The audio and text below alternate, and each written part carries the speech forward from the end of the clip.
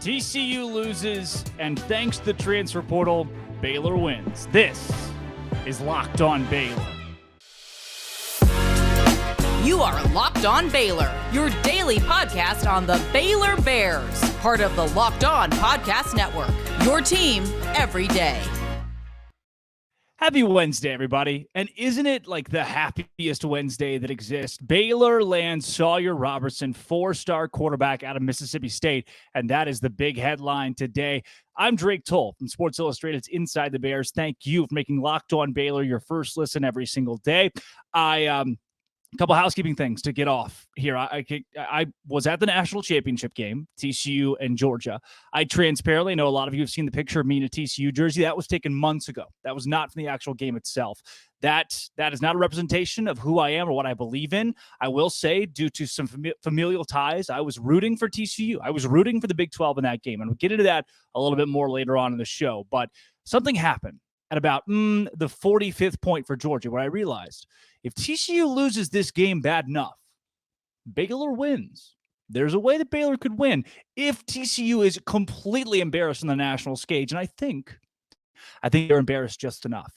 I also am coming to you live from Caesars Palace. So LA to Caesars Palace, and Locked On Baylor is rocking and rolling. Couldn't be a better week. It just feels good. It just feels good. I'm going to lean back while I tell you about why I'm so excited. Baylor football, I said 3 weeks ago, I was like, all right, look, Baylor hasn't gotten a transfer portal quarterback yet. Dave Aranda said we're not really attack the portal until January. This is all very bad news to the Bears. I didn't have a lot of faith that Baylor was going to get a big name out of the portal. What do I know? I'm just a silly guy who speaks into a microphone. Dave Aranda, Sean Bell, Jeff Grimes. I've talked to people that are on staff. I've talked to people around the program that say Sawyer Robertson from, I can't even say the kid's name right. Sawyer Robertson from Mississippi State is the real deal. Four-star coming out of high school, highly touted recruit coming out of high school, and he is now a Baylor Bear. 6'4", 200 pounds out of Lubbock Coronado. This was the get out of the portal for Baylor. I mentioned last week on Twitter, and there were some people who came and people who came to Cam and myself and said, you're incorrect in this assessment, but there was Alan Bowman on the table, formerly of Texas Tech, then of Michigan. Now he has since transferred to none of those. He's at Oklahoma State. And I put it out there. Look, Baylor's coming after a quarterback who's got a lot of experience in college football when it comes to age, but has thrown 15 passes in the last 2 years. There's not a really good shot he's going to dethrone Blake Shapen. And that was true. Alan Bowman was on the cusp of being a Baylor Bear, but in the end, the fit wasn't right for the Baylor Bears, and it gives you Sawyer Robertson, who I truly think can vie for the starting position this spring. I'll come out here first and say this can't be it for Baylor when it comes to transfer portal quarterbacks. You've got to go after somebody else. You've got to go get another name in the portal. But now you have the liberty of not having to go get another big name. Blake Shapen, who has 15 games of starting experience at the Division I level, Power 5 level. Sawyer Robertson, who doesn't have that, but I think projects to be a legit starting Power 5 quarterback at Baylor, almost a replacement for the Austin Novosad that you lost. And now you have the liberty to go get somebody who's not going to vie for the starting job at Baylor, but gives you a serviceable option to keep your quarterback room in good shape. I really truly would have loved for Alan Bowman to have been in the quarterback room with Sawyer Robertson and Blake Shapen. I think Bowman in that scenario probably doesn't compete for the starting job. I don't know if I'd want him to. But what he does give you is almost this coach who's a player, kind of what a Luke Anthony was last year from Louisiana Tech for Baylor at the quarterback spot. Now Sawyer Robertson changes the game a lot. He is going to add some instant impact, even if he's not the starter day one next year. Let's get this very straight, very clear. Sawyer Robertson does not have a shoe-in to be Baylor's starting quarterback next season. It is still Blake Shapen's job. It's going to continue to be Blake Shapen's job. And I would almost be surprised if Baylor comes out and says that there will be a true quarterback battle, but there needs to be. You did not go out and sign the four-star Lubbock Coronado kid to come in day one and not at least vie for a starting job to take from a guy in Blake Shapen who did not have a very good year. He didn't meet expectations. He was learning all the way with his wide receivers. I have not lost complete faith in Blake Shapen like so many people have. I think he could still be a good quarterback for Baylor next year with a better receiving core, but you have to have the battle. You didn't bring this guy in to ride the pine for 2 years, to wait on Blake Shapen, to watch Blake Shapen not develop as a quarterback. Because if Blake is not this year where he needs to be as a wily veteran leader of this program, he is now a veteran football player. If you don't see that in practice, if you don't see that in the spring game, if you don't see that on the field come next fall, this is somebody else's job.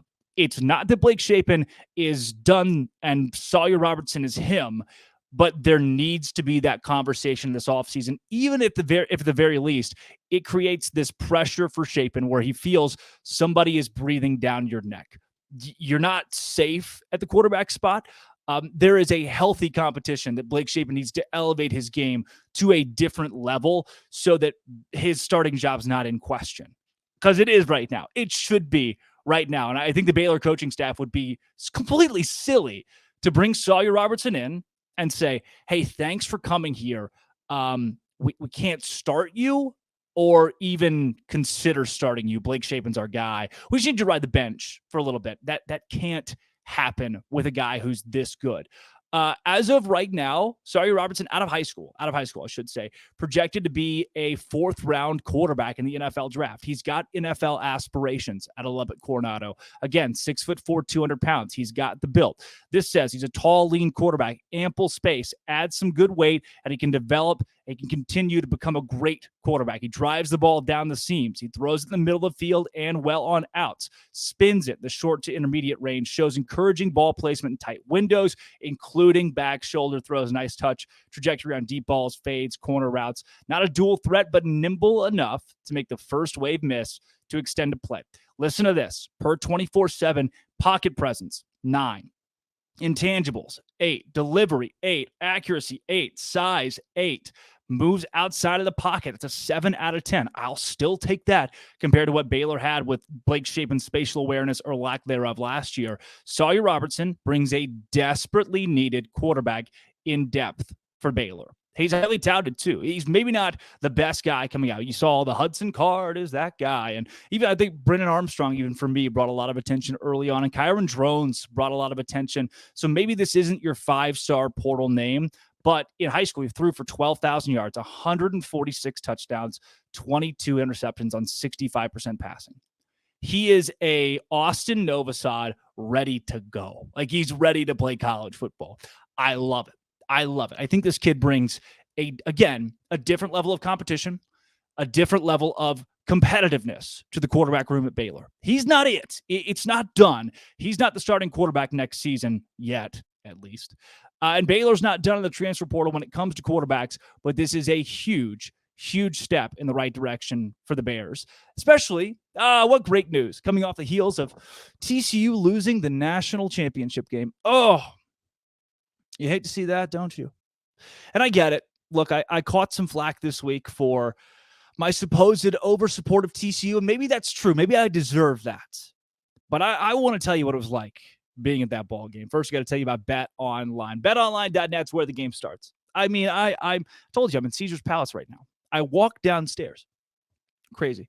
There's like the whole casino thing is right here too. So you walk downstairs, you're in the middle of the casino, and I'm looking at these big screens, and there's supposed to be sports all over all these big screens. They're dark. They're black. There's nothing on them. So I go over to my buddy Caesar, who got me into his palace.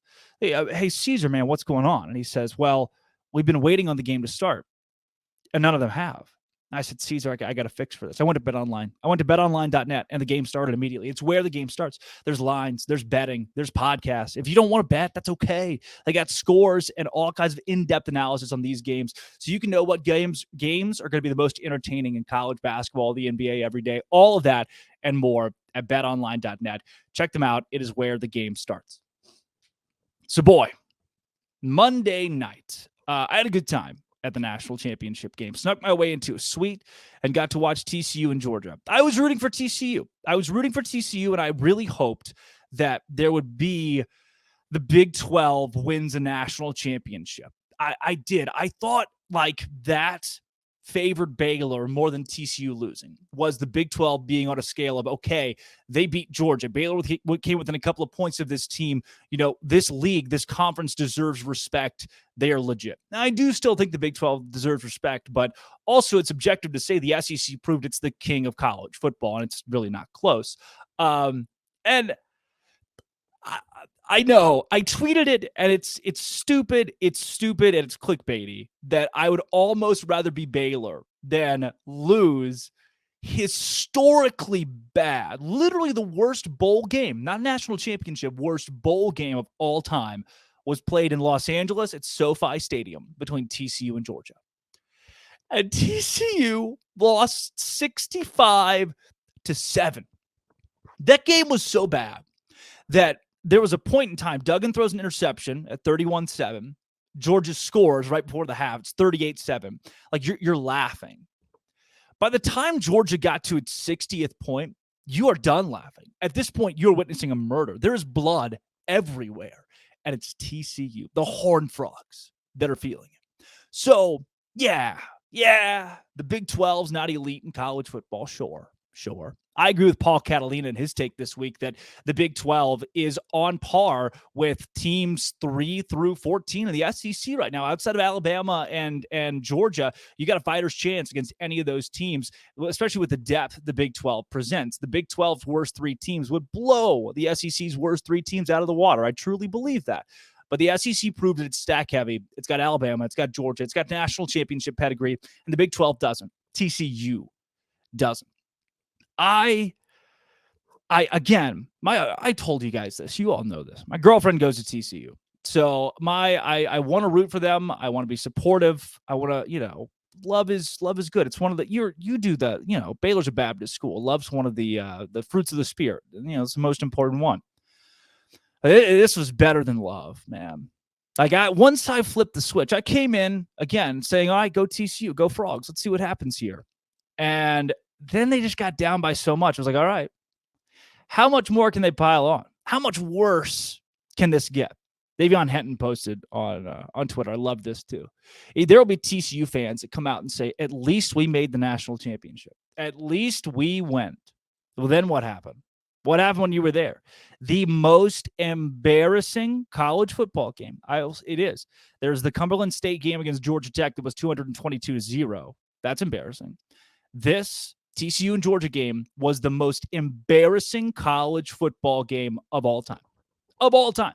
We saw the Alabama and Notre Dame game, which recency bias for sure, but that's up there for me. We've seen some bad national championships too.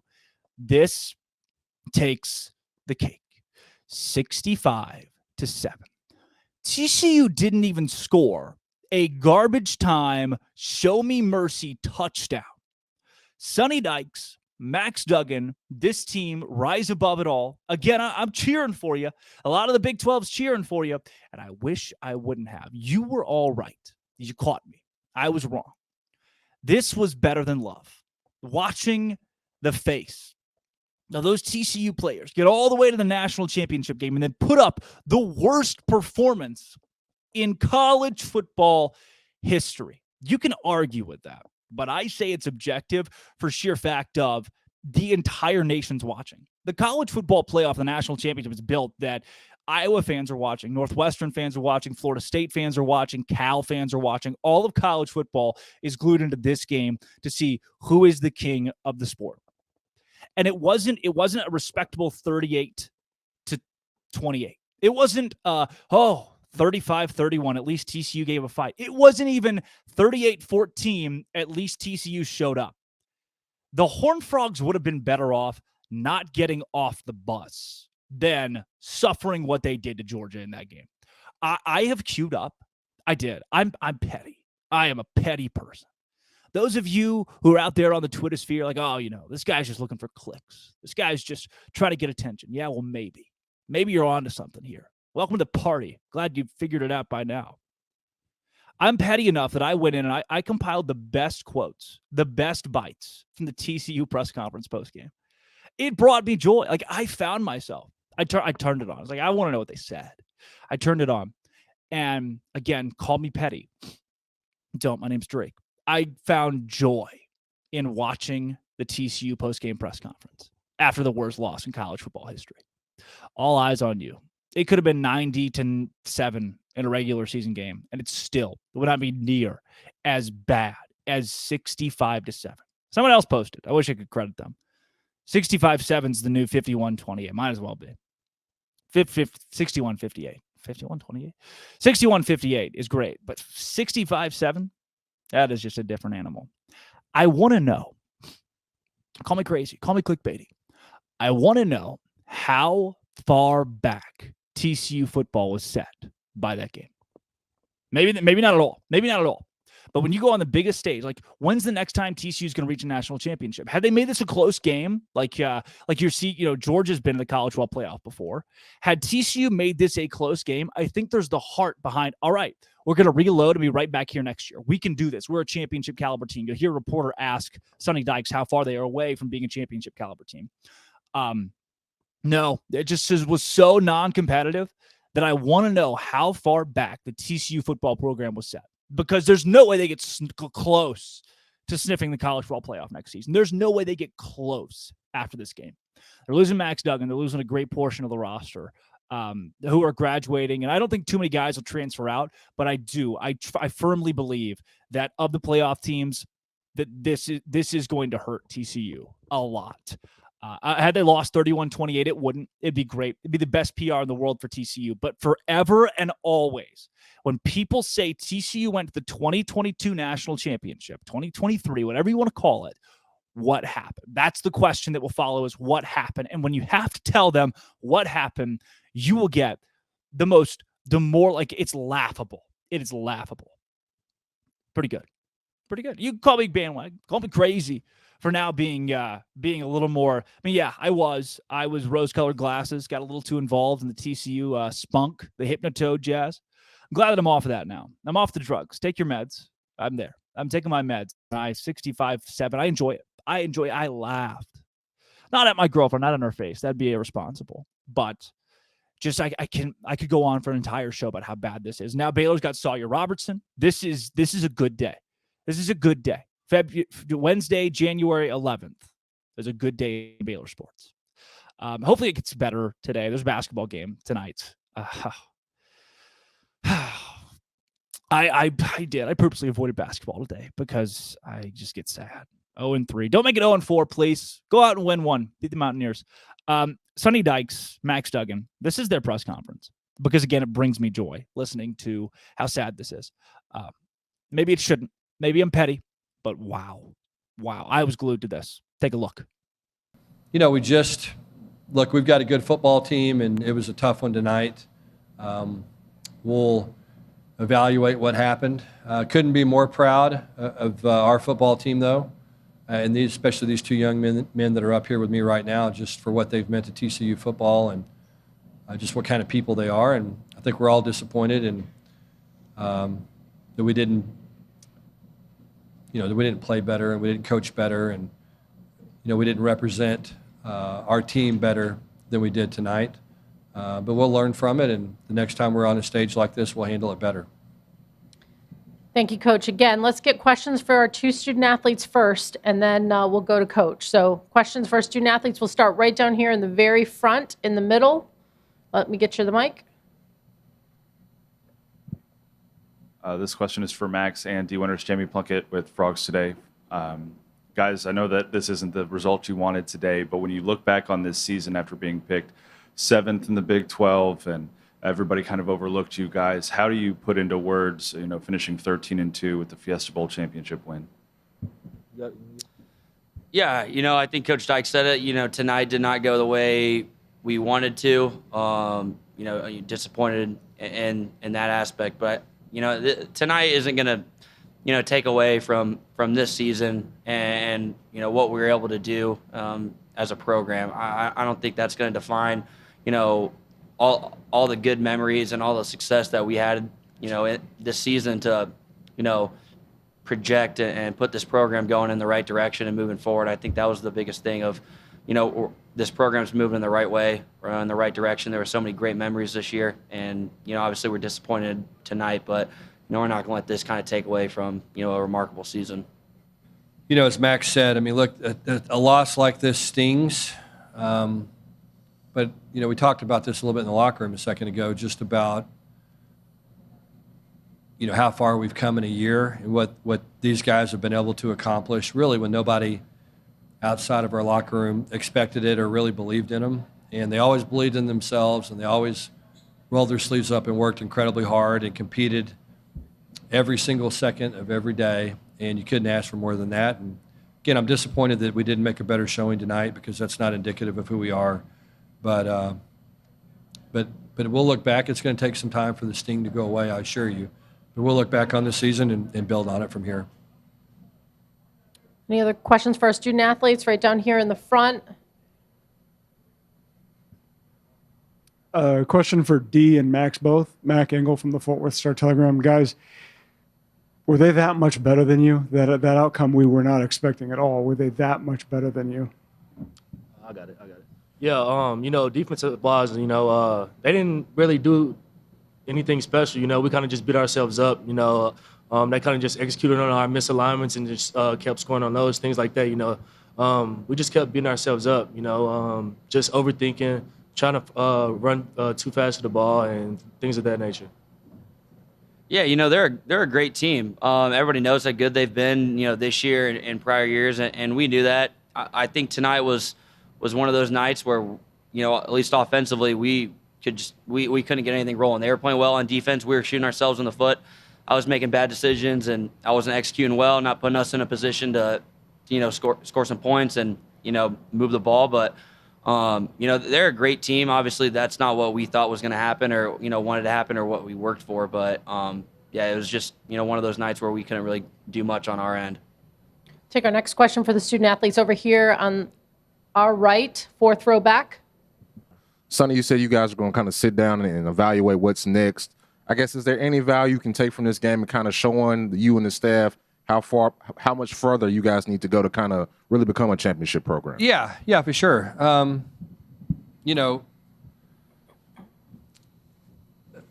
That's the good thing about, I think, our program and really our coaching staff, and the world will look in the mirror. It's kind of what I told our players afterwards. We've got to look in the mirror, and it all starts with me, and then works down from there. And the thing that we did, we had a formula that worked, where we played pretty well for 14 straight weeks, and we carried the same formula into this game. We didn't do anything different. There was no preparation that was any different. There was no, I didn't have any sense that our players were in a different place. Their preparation was good. There was zero difference between, preparation for this game than there was for the Michigan game, 10 days ago or 9 days ago, whenever that was. And so, I think what happens sometimes is you get on a run like we've been on. You play a lot of games like we played this year that are emotional games and games that you put everything you have into it to win it. You did it 9 days ago against, again, a Michigan team where we had to hold on and fight and scratch for every inch against a very good football team, and found a way to win and get out there tonight. And, Georgia did a great job, got off to a fast start. We answered, cut it to 10-7, and then for whatever reason, it went downhill from there. And so we'll sit down as a staff and, begin trying to figure out what happened tomorrow, and make sure it doesn't happen again and learn from it. I think that's the best thing that happens when you face adversity like this.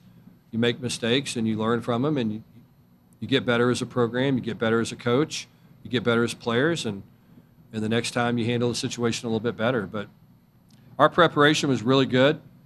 I thought we had, two of the better practices when we were in full pads that we had all year. And to be able to have those, and it was week 22 for us, I believe, for the players to practice like they did 22 weeks into the season, it's a real credit to those guys. And again, I don't know what happened tonight. We ran into a really good team, and we did some very uncharacteristic things, and it snowballed on us. And that hasn't happened to us one time this year, that we hadn't been able to fight our way back and figure out a way to to get back in the game or win the game, and we weren't able to do it tonight. So we'll self-evaluate and make corrections and go from there.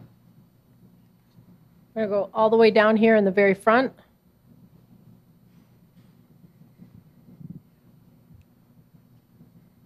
Jamie Plunkett, Frogs Today. Coach, you mentioned that this thing is going to last for a little while and that you're going to get back to work evaluating on this tomorrow. But when you think about how you carry a season like this into the future for this program, what's the next month or so look like for you as you put a plan together to do that? Yeah, look, our guys have been going, we've been practicing pretty much since the end of July, and we have a bunch of young people that are 18 to 22 years old that have really poured everything they have into it. They've been home one weekend since the football season started, to see their family. And so these guys have paid a lot into this run and to having this kind of success. They've given everything they have, made a ton of sacrifices. We start school here pretty quickly. So, we've got a good plan on how to give our guys some rest. We have a significant group of newcomers that start school that actually report tomorrow, believe it or not, show up on our campus and go through orientation, start moving in the dorms tomorrow. So, no rest for the weary. We'll get back. We'll start, helping those players get settled, and they'll start school a week from Tuesday, and here we go. So, we've got to give these guys a little bit of a break. It'll be a little bit different schedule maybe than it normally is because of that. We'll wrap up recruiting, still have, 3 or 4 recruits that we're chasing, and hopefully get those guys on board and just continue to build and learn from tonight, and again, make sure that it doesn't happen again.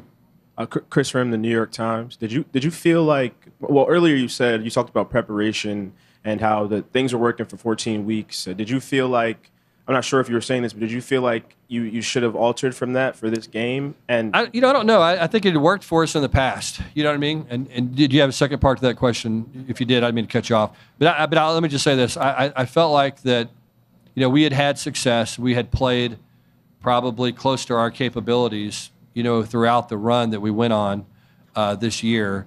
And we didn't want to change that. We felt like it had kind of got us to this point as a program, and we didn't really want to change it, and we were comfortable with that preparation style. Go ahead and finish. Yeah, I was going to say, and do you feel like this loss taught you anything about what you need to do as a coach to prepare? Yeah, for sure. Yeah, certainly. We're certainly sit down as a staff and, watch the film, go through every single call we made in the game, and, and say, okay, look, why didn't this work? Where did this go wrong? What could we have done better? And talk about preparation. Talk to some of our players, get some feedback from those guys about how they felt coming into the game. If we felt like there was too much in the game plan, not enough in the game plan. Just all those things. I know leading up to today, I know our guys felt very comfortable about the preparation. Felt like it was as good as we had. As I said, the practices were very good. Felt like the game plan was good coming in, and clearly it wasn't what it needed to be, and clearly we didn't execute it the way we wanted to. Coach, thank you very much. Okay, really thank you. appreciate your time.